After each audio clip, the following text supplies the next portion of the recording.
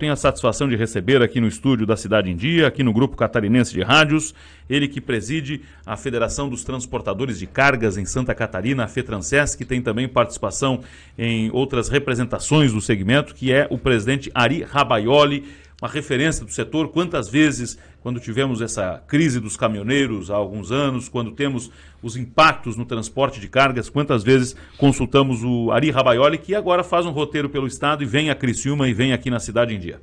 Que bom recebê-lo, bom dia. Bom dia, Denis, bom dia, ouvintes da Rádio Cidade em Dia. Prazer estar aqui para falarmos um pouco sobre o nosso transporte rodoviário de cargas em Santa Catarina. Que vive dificuldades, né? O momento é difícil em função, principalmente, do quão caro está transportar hoje no Brasil. Sem dúvida, um grande problema nosso é o insumo, o diesel, né, que tem, em algumas situações de carga, lotação, atingido até 70% do valor do frete, o diesel. Nunca passou de 60% e hoje chega até 70% do valor do frete, então tem reduzido as margens ou zerado as margens. Nós temos aí depoimentos de empresários já com prejuízo no exercício, né, por conta desses aumentos e da dificuldade de muitas empresas repassarem isso aos seus embarcadores. Então o momento é delicado.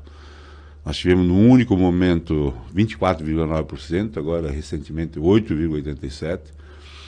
E não deveria ser um problema do transportador, deveria ser um problema do consumidor final, né? Mas infelizmente o nosso segmento, o transporte de cargas, ele tem um grande problema que não tem uma política de renovação de frota. Então entram anualmente 130 mil, 150 mil caminhões e não sai um. Então, hoje nós temos uma frota acima de 30 anos, superior a 1 milhão de caminhões. 1 milhão de caminhões tem mais de 30 anos de rodagem. Mais de 30 anos, então esse pessoal acaba, de certa forma, se você olha nos 5 portos, né? Caminhões de 50 anos, acima de 50 anos, inclusive. Tem isso, Ari? Tem. E nós temos até empresas multinacionais que falam muito em sustentabilidade e se vai no pátio tem caminhões acima de 30 anos carregando. Então, são caminhões que poluem mais, são caminhões que, logicamente, consomem mais, né? Não tem a tecnologia dos caminhões atuais.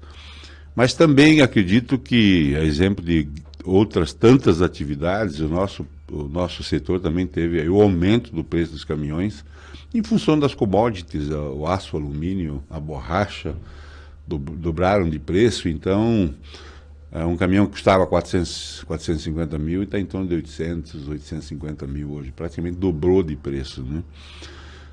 E o pneu também, ele é um dos, principalmente quando você olha para um bitrem que tem 9 eixos, né? Você imagina a quantidade de pneus, né? Exato. É difícil, é um Pneu momento, caro, né? É um momento que o setor passa de uma dificuldade exatamente por não conseguir repassar, exatamente pela quantidade de caminhões que nós temos no mercado. Isso. E vocês, transportadores, estão muito próximos dos caminhoneiros, que estão lá na boleia levando os caminhões por aí. Vira e mexe vem aquela especulação de que, olha, de novo pode ter um movimento, pode paralisar, eles podem paralisar o Brasil de novo. Tem algum sinal disso ou não, presidente? Olha, o que nós temos ouvido, principalmente naquele grande aumento de 24,9%, e eu acredito que seja a decisão mais inteligente dos caminhoneiros de pararem os caminhões em casa, né? Porque não há como você sair, pegar uma estrada com o diesel, que representa tanto no nosso custo, praticamente 25% a mais. Então nós tivemos aí, nesse último aumento de diesel, alguns que pararam sim, inclusive empresas deixaram seus caminhões nos pátios, mas aquela de 2018, que digamos assim, bloqueou as rodovias, não é o melhor modelo de manifestação, com certeza, né? Nós temos o direito de ir e vir, daqueles que querem trabalhar. Então, a última ameaça mesmo do grande aumento do diesel foi parar os caminhões mesmo, porque é muito melhor deixar parado, não tem prejuízo, do que colocar na estrada com 25% a mais do custo do diesel. Mas eu, particularmente, tenho sempre dito, né, aquela 2018, o governo poderia ter usado as forças, né, da polícia e evitado os bloqueios, né, porque todos têm o direito de manifestações, mas nós defendemos manifestações pacíficas porque ordeiras, para dar o direito de quem quer trabalhar. Então, eu acredito que dificilmente nós vamos ter novamente aquela situação de 2018, mas parar, a exemplo do que aconteceu no último, né, deixar o caminhão em casa, eu acho que é a melhor medida para aqueles que não estão satisfeitos e não conseguem ter resultado, não conseguem repassar os custos para os embarcadores. É que aquilo que aconteceu gerou um impacto que levamos um ano aí para uma recuperação, e dali a pouco já veio a pandemia e quase tudo se acoplou uma situação na outra. A gente não está na sua leitura diante de um risco de ter um impacto daquele. Eu acredito que não. Eu acredito até que o governo deve acionar as forças, né, para evitar os bloqueios. Movimentos, como eu disse, todos têm o direito de fazer paralisações, mas eu achei muito inteligente da última vez, quando nós tivemos aquele aumento, muitos deles pararam. Não dá para colocar o caminhão na estrada. E aí fez com que o frete até melhorasse um pouco e muitos embarcadores tivessem a consciência de que teria que passar naquele momento, porque não tinha como continuar trabalhando, nem empresas, nem caminhoneiros.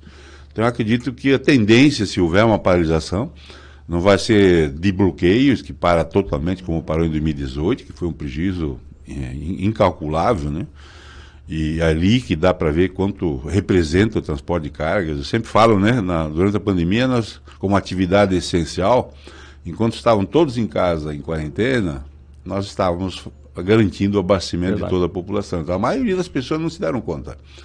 Compraram, consumiram, fizeram reformas, compraram eletrodomésticos, renovaram, e quem fez todo esse papel foi o transporte de cargas. E nós fomos até muito questionados nos primeiros dias, nossos colaboradores, meu Deus, mas todo mundo parou e nós vamos trabalhar, o que será de nós? Então foi um momento de muita dificuldade convencer o nosso motorista a atravessar esse país continental.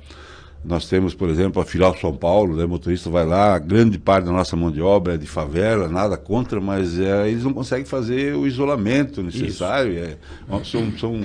São propriedades muito pequenas e tem de tudo. E aí você acaba num ambiente de trabalho difícil, né? Trabalhar na carga braçal, serviço braçal, estar sempre protegido por uma máscara e realmente dentro de um caminhão não tem como motorista e ajudante juntos terem um distanciamento. Então, de certa forma, nós corremos um risco. E nós participávamos na época das reuniões do Grupo Econômico, quando havia ameaça de um segundo lockdown, e nós dizíamos que não era o trabalho que contaminava, não era o trabalho, era o convívio social. Porque nós éramos exemplo disso. Os postos de combustíveis foram exemplo disso, as panificadoras, as farmácias, os supermercados, né? Que não tivemos grandes contaminações nesses ambientes.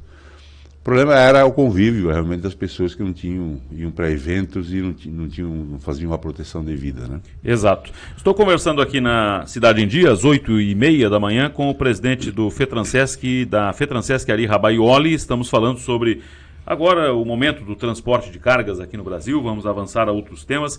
O que mais pesa hoje, presidente, no custeio do transporte de cargas no Brasil? É o combustível, é o pedágio, é a infraestrutura inadequada, é a mão de obra? Onde é que está o peso maior do custo para transportar cargas no Brasil hoje? Sem dúvida é o diesel. Como eu disse, na carga lotação ele vai até 70%. Nós tínhamos uma informação recente de até 60%, e eu estive rodando aí pelo oeste do estado, principalmente naquela região do agro, e recebi informação de que até 70%. É lógico que a infraestrutura também é um grande problema. Nós temos um estado com rodovias sucateadas, tanto as rodovias federais quanto estaduais. Temos 5 das 10 rodovias mais violentas no Brasil, segundo o estudo da CNT, em Santa Catarina. 5 das 10? 5 das 10, num estado que tem 1% do território. Quais são, presidente? 101, 470, 280, 163 e a outra eu não estou lembrado, acho que é 282. 282, certamente. A 163 é um negócio lastimável, a condição dela atualmente. A 163 é a pior rodovia federal do Brasil hoje. Então, um estado que tem apenas 1% do território, que tem esses números, né, das 10 rodovias mais violentas, 5 estão em Santa Catarina.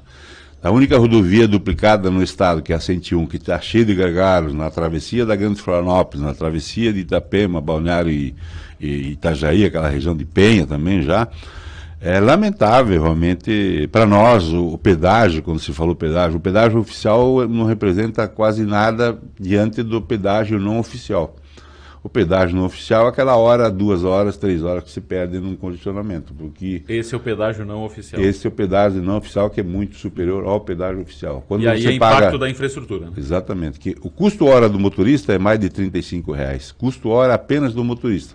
Fora o equipamento, o custo fixo total de um caminhão de 25 toneladas hora é mais de R$100. Então, a infraestrutura impacta muito e impacta não só para o transporte, mas para toda a sociedade, né? Porque quem transita por essas rodovias tem pneus danificados, rodas danificadas, acidentes, isso tem um custo na saúde pública, você sabe muito bem quanto isso impacta. Então, Santa Catarina precisa mais, e eu não tenho dúvida de que o Estado precisaria de muito mais atenção. Uhum. E essa questão da 163 é um negócio lastimável, essas outras rodovias também. Agora, o que o senhor acha desse gesto que fez o governo do Estado de aplicar recurso estadual em rodovia federal? O que o senhor achou disso aí? Na verdade, nós temos uma 470, que o maior volume foi para a 470, que ela tem hoje 55 mil empresas comerciais e industriais em torno dela. Temos 120 mil trabalhadores em toda a extensão da 470. Então eu vejo que são rodovias que são utilizadas pelo setor produtivo, pela sociedade, pelas empresas de transporte. Então eu vejo como uma ação que, logicamente, a atitude do governo do Estado foi mais em função de essas rodovias estarem já com projetos e a duplicação em andamento, porque a dificuldade do governo do Estado, apesar dele ter muito recurso hoje, ter um caixa elevado, é que as rodovias não têm projetos, infelizmente. Nós sabemos que o Estado, lá no início do atual governo, ele contratou 120 engenheiros, no fevereiro de 2020, veio a pandemia.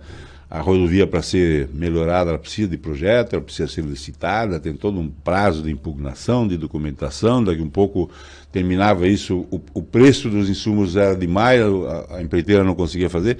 Então o governo do Estado, ele realmente investiu nas federais, porque são usados pelos catarinenses de qualquer forma, não só investe em rodovias federais, eventualmente também em municipais. A gente sabe que é o papel do governo. Então não importa de onde vem os recursos, importa que tenha um recurso. Agora nós estamos acompanhando isso e as empreiteiras não estão dando a velocidade que precisaria dar a 470, principalmente, que também acredito que não estavam preparados. Você tem um planejamento anual baseado naquilo que o governo federal disponibilizou. Daqui a pouco, agora você triplica.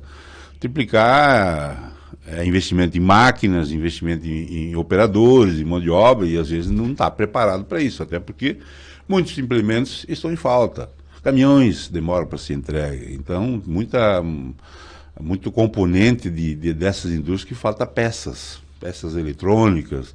Então, daqui a um pouco, a própria empreiteira não consegue dar celeridade àquele valor que o Estado se dispôs a investir. Temos informações de que ele tem pago muito pouco daquele valor. Por quê? Porque a empreiteira não estava preparada para receber esse volume de recursos. O senhor preside também o SESP-Senat, né? Sim. E também a Transpocred, que é a cooperativa de crédito do segmento, né? Sim.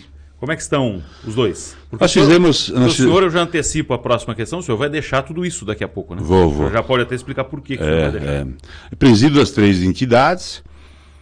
E agora, 31 de maio, eu vou renunciar a tudo isso porque eu vou a um projeto político, um projeto que eu deixei da zona de conforto, de empresário, de reclamar, e para ir lá para fazer algo diferente.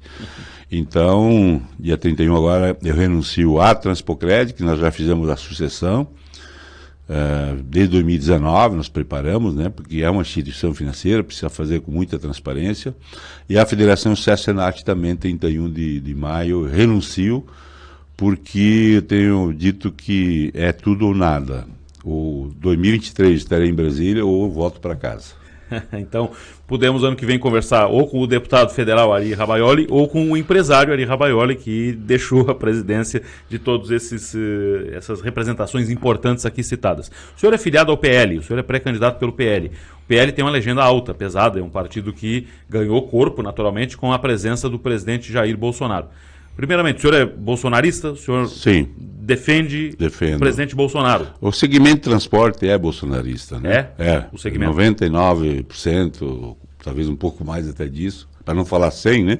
É bolsonarista. Seu partido terá legenda alta. Aqui É. na região, por exemplo, tem um deputado federal, Daniel Freitas, que foi o segundo mais votado do estado. Tem a Júlia Zanata, que está aqui por Criciúma também lançada, e vai exigir uma votação expressiva, o PL, para eleger deputado federal, né, Não presidente? tenho dúvida disso, mas cada vez mais nos dá motivação para trabalhar mais, né? Nós temos tempo ainda, temos 4 meses de alguma coisa pela frente. Nós já estamos 8 meses trabalhando, então eu acho que cada um tem que fazer a sua parte. Não adianta ficar reclamando. A vinda do presidente Bolsonaro foi extremamente importante para o nosso partido. E agora, logicamente, junto com ele veio 3 federais em Santa Catarina, o Daniel Freitas, a Carolina Detone e o Coronel Armando, que nós não tínhamos, né?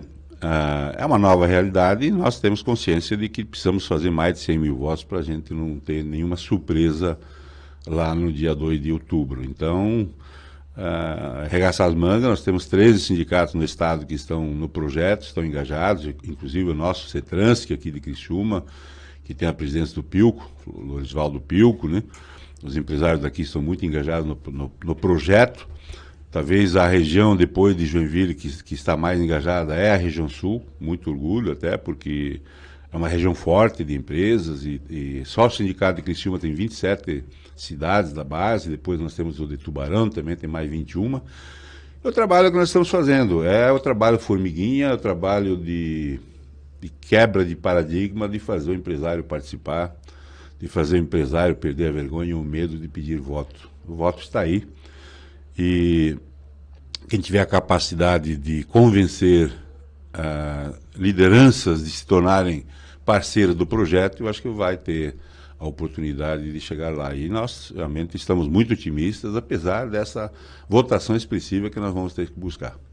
Sucesso, presidente. Uma boa estada aqui na região. Muito obrigado pela atenção. Mais uma vez, obrigado pelo convite, a oportunidade de estarmos aqui e vamos realmente continuar trabalhando por esse nosso país, que nós precisamos muitas reformas estruturantes em Brasília, a tributária que é a mais importante, a administrativa, e nós realmente queremos estar lá junto com o nosso presidente para poder melhorar um pouco a situação de toda a nossa sociedade de um modo geral. Muito obrigado, presidente Ari Rabaioli. Transporte de cargas na pauta e também política, já que estamos diante de um pré-candidato a deputado federal que está no fim do mês deixando a FETRANSESC, a qual preside, é uma referência no setor, e também o SESC Senat e a Transpocred.